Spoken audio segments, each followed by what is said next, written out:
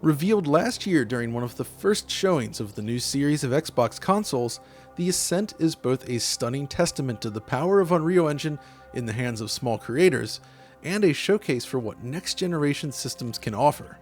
Yes, it is a game made by a very small team. It's basically an indie project in that sense, but the visuals on display, well, see for yourself.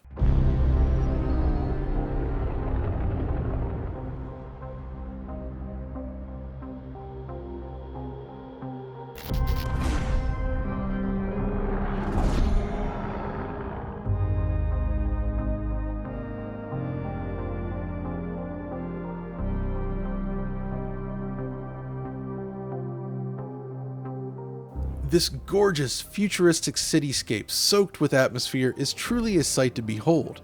Viewed from above, the world is packed with fine geometric detail, volumetric lighting, and loads of gorgeous effects. It's also designed to run across every single Xbox console dating back to Xbox One, and, of course, the PC. Thus today, I'd like to showcase some of those beautiful visuals featured in the Ascent, while comparing with the different consoles you can play it on. Perhaps more than most, this is a game that showcases the importance of a next-generation machine. In fact, the difference in loading times between the new series consoles and the Xbox One S and X is perhaps the largest we've ever seen. So, with that said, let's get into it.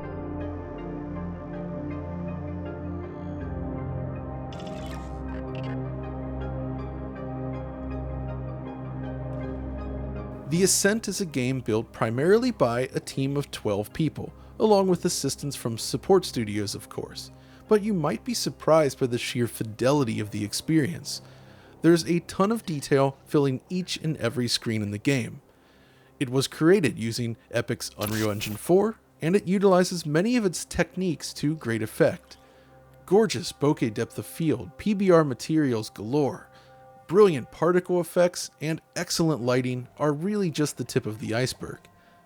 The game world itself is made up of numerous, extremely large maps populated with NPCs and enemies alike.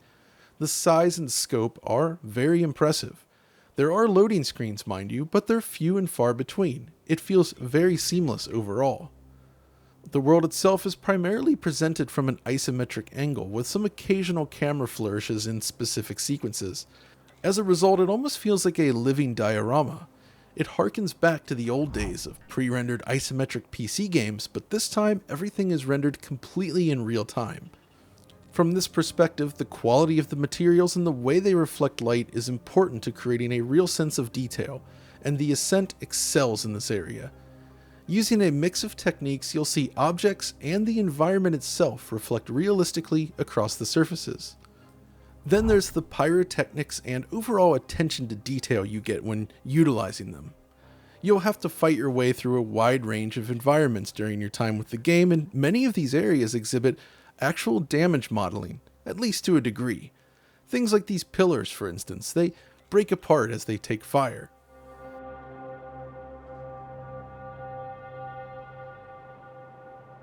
Same goes for these barriers, which are broken up into smaller chunks, with each chunk being destructible independently. Now obviously, not everything can be destroyed, but what's here works very well within the context of the combat. Other interactive elements. The rippling water appears in certain areas, leaving puddles as you run around through it, along with a great ragdoll effect on downed foes. These are nothing new of course, but they work really well in an isometric game like this. In addition, there's loads of gorgeous lit particles filling every level, along with volumetric lighting. There's shadows being cast down from above, including those wonderful fan shadows that we always love to see, and a whole lot more. Again, a lot of these are Unreal Engine staples, but I'm impressed with the way they've been put to use here. Above all, it's the sheer volume of geometric detail that perhaps impresses the most. The art team has crafted so many objects and scene meshes, and the way it's all assembled together sells that busy dystopian metropolis look they're going for. Piles of trash bags, debris, and cables fill the city streets. The game also features a wide range of characters and aliens as well. They're relatively detailed for a game where the camera is typically zoomed out, and the player character can be created using a character customization engine. So yeah, I feel that the Ascent is a beautiful game, but what surprised me about its release is that this small team has managed to release it across so many unique platforms. Xbox One, One X, and both series consoles, along with the PC, all receive a version of the Ascent. And the differences are rather interesting. They look very similar on the surface, but the series consoles receive extra detail throughout the level, improved shadows, and the like. You'll notice that distant objects actually cast shadows on the series machines, while they do not on Xbox One S or One X. But these visual tweaks are relatively minor compared to the other, much more substantial differences. The real advantages stem from other elements, which we'll get to shortly. For those curious about the most basic difference though, the image quality metrics, there are some mild differences. Firstly though, Unreal's temporal image treatment is applied to each version, with variable starting resolutions. So Xbox Series X rests at the top of the console pile. It targets a maximum of native 4K, and uses dynamic resolution scaling to keep the frame rate up. It's highly dynamic, but manages to look crisp and clean. Image quality is excellent here. If you've played any other recent Unreal Engine 4 game, you should know what to expect. All versions actually use dynamic resolution scaling with variable ceilings. Xbox One X, for instance, tops out at 4K like Series X. Series S tops out at 1440p, and Xbox One/One S top out at 900p. All versions can and do vary based on load. Again, just like other Unreal Engine 4 games. On PC, however, there are many more options for users to adjust. In the pre-release build, however, there is still some work to be done, but the developers have promised that these issues will be dealt with. So what are they? Well, on the positive side, the DirectX 11 mode, which is the default, looks and runs very well. NVIDIA's DLSS is available, producing remarkably clean results. Plus, the mouse and keyboard controls are very well implemented here and feel even more satisfying than using a gamepad. Then there's the DirectX 12 mode, and this mode offers numerous ray tracing features which look excellent. Unfortunately, at the time of making this video, the DX12 mode exhibits noticeable performance issues on multiple test PCs here. This includes 2 machines with an RTX 3090 graphics card and high-end CPUs installed. But the important thing is that the developer has specifically noted that the DX12 mode has issues in this pre-release version of the game and should be cleaned up for launch, so we'll be sure to check that out when it hits. They also mentioned that ultra-wide support has not been fully implemented, but again is coming for launch. In this version of the game, it does work, but it basically crops the image so you see less of the stage at any point. So if you're looking at the PC version, keep this in mind, and you might want to wait for the day one release just to see if these problems have been corrected. How does it compare detail-wise then?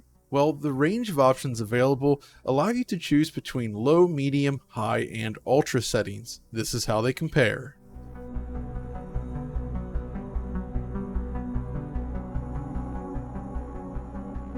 In terms of console comparisons then, the PC version at its Ultra setting offers improved shadows, height maps on certain textures, and various other improvements.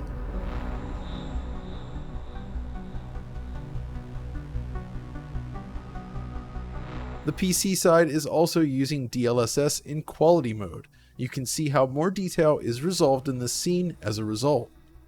So, the PC version has a lot of potential, but we won't know if the issues we encountered with performance are resolved until the day one patch hits. But here's the thing. On the console side, if you go by the max resolution, you don't really get the whole story. Performance is where the differences become vast, both in terms of frame rate and, even more so, loading times. Now, when the game was first shown last year, the original teaser trailer didn't exactly run well, so I was extremely happy to see that the final game runs at a smooth 60 frames per second, both on Xbox Series X and Series S. Does it maintain it? Well, that's the good news. By and large, it absolutely does. I ran through several different missions in different environments and found that the frame rate target is largely met here. Of course, there are occasional dips here visible on the frame time graph, but they're relatively uncommon and typically seem to be tied to loading in new assets as you run across the level. This is really where the two next generation machines really stand out. You get excellent image quality and very stable performance all around. Now, the eagle-eyed among you may notice there's an occasional hitch in the camera movement as you're running around, but this does not seem to be entirely performance related. You see, in some cases, the camera itself just seems to move inconsistently. It's a minor issue, but that's what you're likely to see during gameplay. It sort of lurches forward. This is not an actual frame rate drop. VRR does help with the small frame time dips, of course, but it doesn't solve this issue since, again, it's not related to frame rate. So overall, it runs very well on Xbox Series X and Series S. Xbox One X then is capped at a maximum of 30 frames per second and is generally less successful in maintaining this. There are more noticeable lurches in performance when moving through areas, and the game definitely feels more jittery. It's perfectly fine in terms of raw playability, and I'm not really suggesting otherwise, but it's one key area where the more powerful machines naturally have an advantage. I also feel that this is a good demonstration of why the upgraded CPU is so important here for this next generation of consoles. Technically speaking, the Xbox One X has a more capable GPU than what's in the Xbox Series S, but when it actually comes down to playing the game, the S's much more powerful CPU saves the day, and it ends up running a lot better. So this is one example of that in action. Then there's Xbox One S. Expectedly, this one is also capped at 30 frames per second, just like One X, but of course, it's not quite the same story all around. Basically, the One S version has more stutters than any other version that we saw. Basically, these hitches where the game sort of seizes up momentarily. But aside from that, it's actually not too bad. Considering the capabilities of this 2013 hardware, it's relatively impressive that it runs as well as it does, honestly.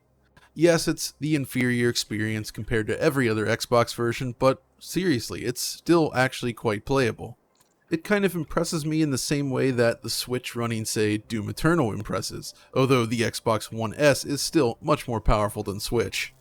So frame rate is obviously a big advantage for the next generation consoles over the last generation machines, but there's something much greater to consider here, something that surprised even me, the loading times.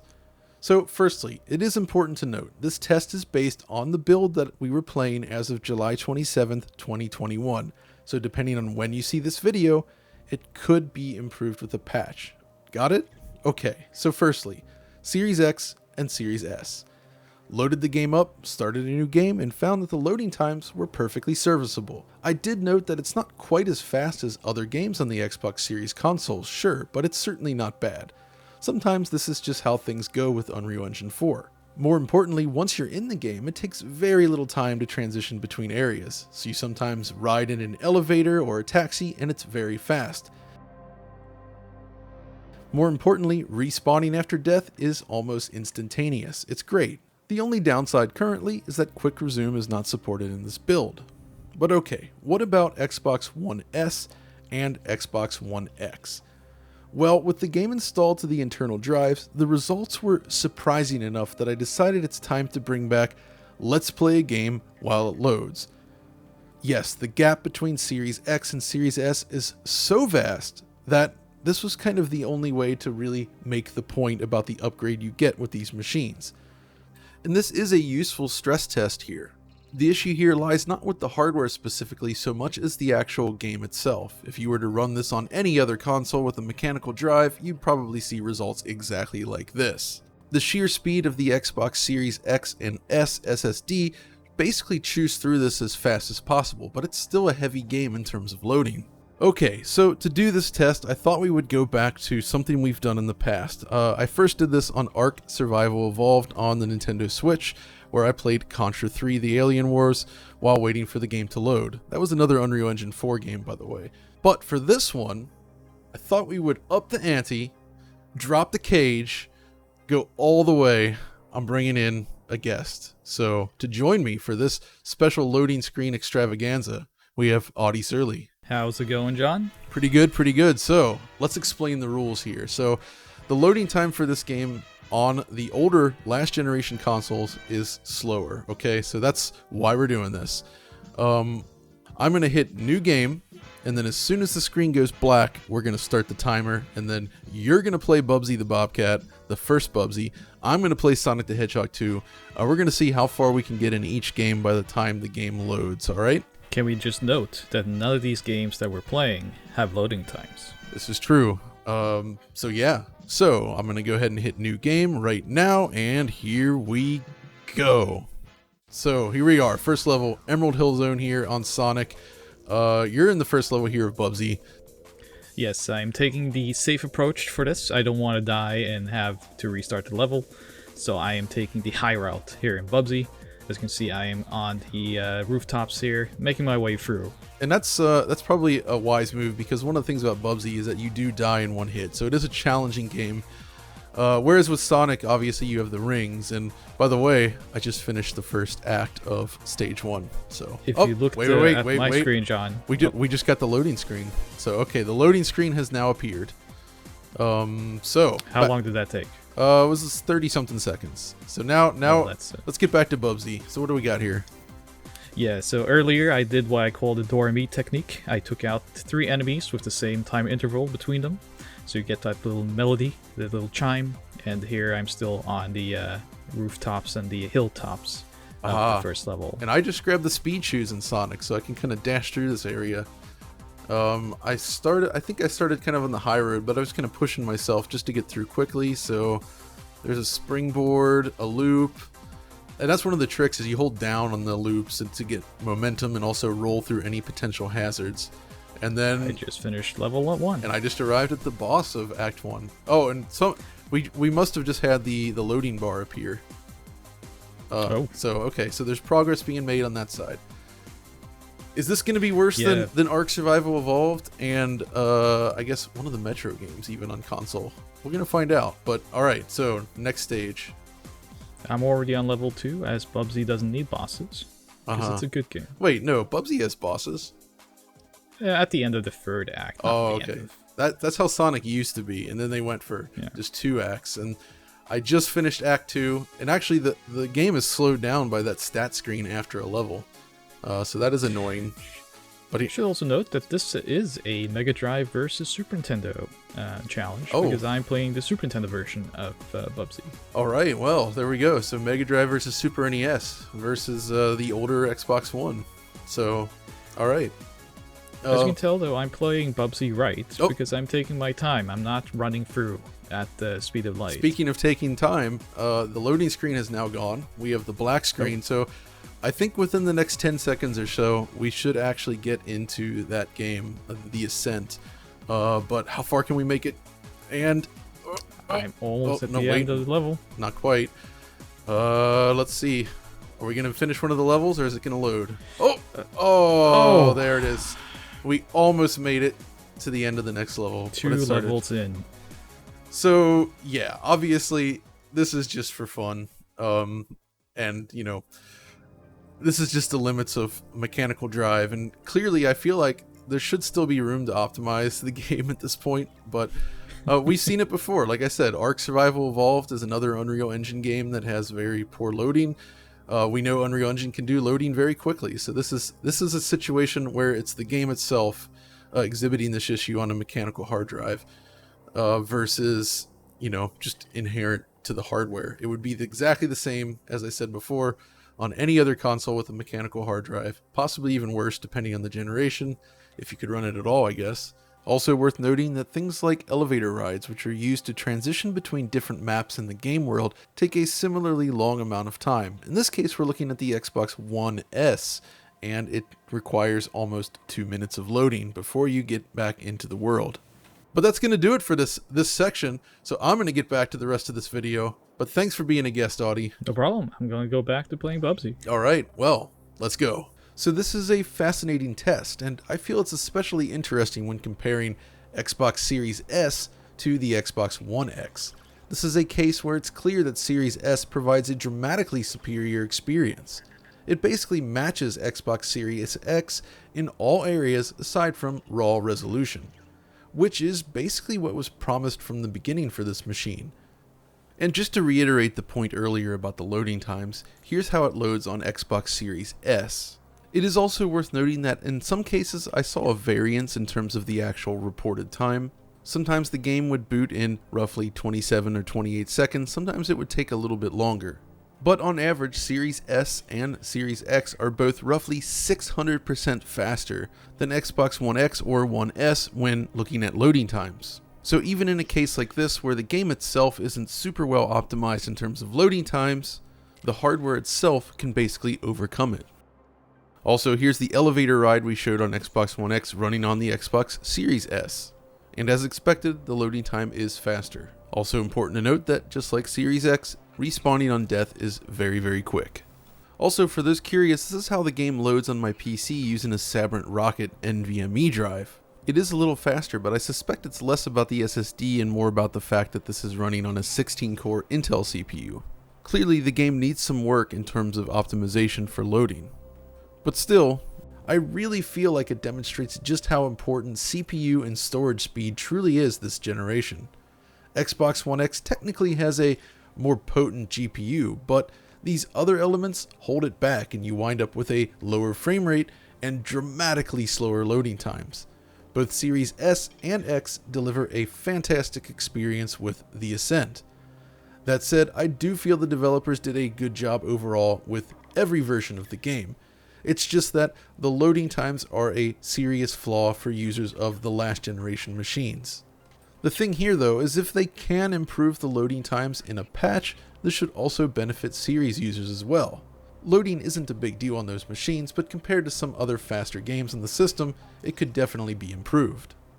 Now, beyond the performance metrics and visuals, it's also worth noting that the game itself is actually a lot of fun.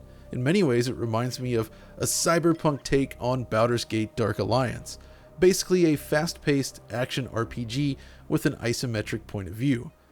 You'll explore the hub world, take on hordes of enemies, explore dungeon-like environments, all while upgrading your character. It feels great to play and everything is finely crafted. It even supports local co-op play, which is a really nice touch. One last thing I do want to mention though is I did encounter a few bugs here and there. The most noticeable one is that going back to the main menu often didn't work. You'd choose the option and it would just kind of sit there. Sometimes it would eventually go, but other times it didn't work at all. During one of my runs, I even ran across this bug where the first boss of the game spawned twice, so I had to fight two of them at once. Normally this is what you get instead, a single boss, which is a little more reasonable for the first boss in the game I suppose, but it was a fun challenge fighting two of them at once. But overall, The Ascent is a fantastic game and a fantastic looking game that is definitely well worth checking out. But that's going to do it for this video. So if you did like it, be sure to like and subscribe and check out our Patreon if you want the highest quality download for it. But until next time, thanks for watching.